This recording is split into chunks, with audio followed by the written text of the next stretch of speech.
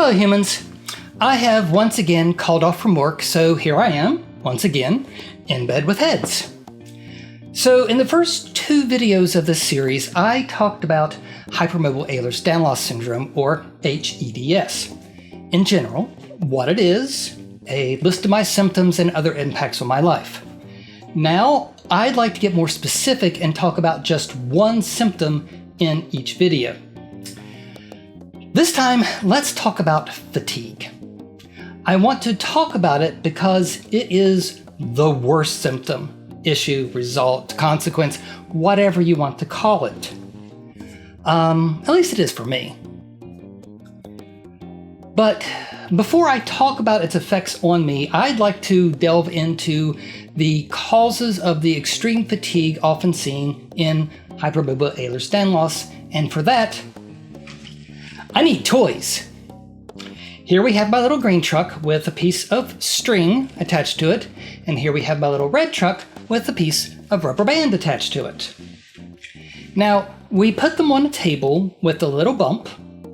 When you see the string pull the truck over the bump, it goes right over. But when you use the rubber band, you first have to stretch it out before it starts moving the truck over the bump. So in this analogy, the trucks are bones and my arm is a muscle. The string is the tendon of a person without hEDS, but the rubber band is a person with hEDS. You see, the arm pulling the rubber band has to move a significantly greater distance before the truck starts to move. Thus, it expends more energy to get the truck moving. That is a good approximation of what happens to people with hEDS. Our muscles must move more and pull harder to get the same results as people without the disorder, because hEDS weakens the collagen that makes up our tendons, turning them into rubber bands. Therefore, we fatigue faster than others, and it is more profound than what others without the disorder experience. But wait, there's more. This primary effect of hEDS is not the only way fatigue builds up in people with this disability. Chronic pain is another feature of hEDS, and constant pain wears you out. Pain causes a stress reaction, and since the pain rarely goes away, the physical and emotional stress rarely goes away. The physical changes a high-stress state causes in the body creates fatigue. Also, hEDS has been linked to sleep disruptions like insomnia, hypersomnia, and even narcolepsy. Then you have other comorbidities, that's other diagnoses, other disorders that often happen along with or because of hEDS that cause fatigue on their own. Cervical neck problems like misalignment or degeneration of the spine and the neck cause pain in the neck and shoulders, which causes fatigue. Dysautonomia, like POTS, P-O-T-S, messes with your blood pressure and heart rate, which causes fatigue. Actually, there are a lot of effects that POTS or dysautonomia in general that cause fatigue, but I'm trying to keep this video short. Gastroparesis, or slow emptying stomach, can cause dramatic shifts in blood sugar levels, which causes fatigue. I'm still not sure if I have that one yet. I gotta get tested. Sleep apnea prevents you from getting a good night's sleep, which causes fatigue.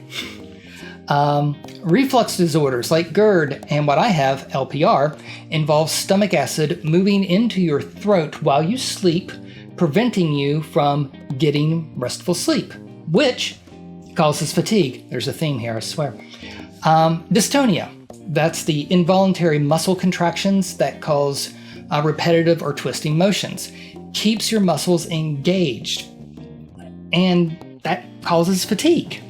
Or dystonia can cause severe muscle cramps, like spasms, while you are sleeping, which wakes you up, screaming sometimes, trust me on that, thus preventing you from getting sleep, which causes fatigue.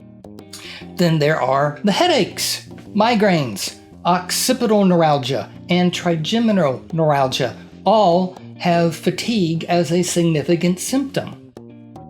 When you have all of the above symptoms or disorders, as I do, they pile up on you. Each one fatigues your body and mind in its own way, simultaneously. They add layers, and it is relentless. I do not remember the last time I felt rested. I wake up tired every single day, and then somewhere between 5 and 7 in the evening, sometimes earlier, my body starts to shut down. I have to sleep or face consequences. Unfortunately, my employer had to change my schedule, so I work until 9 p.m. now, and frankly, I'm barely functional by the time I get off work every day. I have to force myself to stay awake after 5 p.m. I can't use caffeine because that makes it hard to sleep once I get home, so I make a game of work, giving myself rewards for completing tasks. I get up and walk around. I play solitaire when I get too tired to focus on work. It only works for a short time. I end up barely awake, unable to concentrate, staring at walls, stumbling when I walk, slurring my words, giggling at things that aren't funny.